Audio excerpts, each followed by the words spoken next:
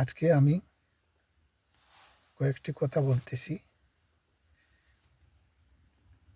কারণ হচ্ছে না পেরে আমি বলতেছি যে আমি যতটুকু বুঝতে পারছি তাই আমি বলতেছি যে আজ ইরানের যখন শেষ হয়ে যাবে, কয়েকদিন পরে দেখবেন পাকিস্তানকে শেষ করার জন্য ওরা রেডি হয়ে যাবে।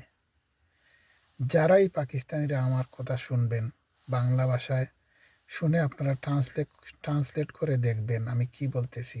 আপনারা সবাই মনে রাখবেন, এটা হচ্ছে এদের প্রতিজ্ঞা। হায়, ওরা কি কারা আপনি তো বুঝেন।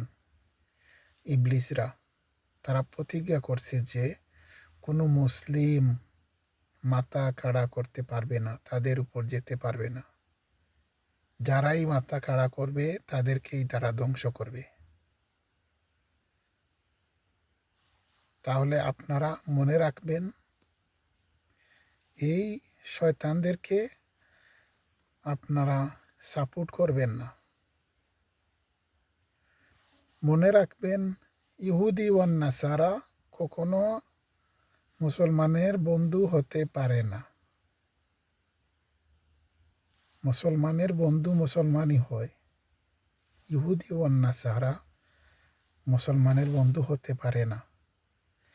আজ ইরানকে শেষ করার জন্য ওরা চেষ্টা চালাচ্ছে, কয়দিন পর পাকিস্তানকেও শেষ করবে।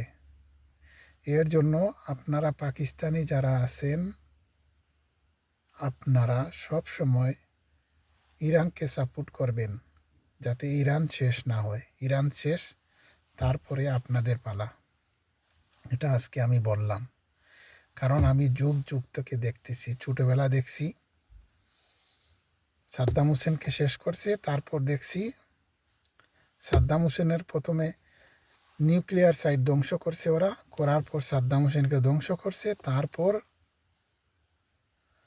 আপনার গাদ্দাফিকে শেষ করছে। এর আগে একজন সৌদি বাদশাহ ছিল ইসরায়েলের বিরুদ্ধে, তাকে শেষ করছে। এখন ওরা নামছে ইরানকে শেষ করতে।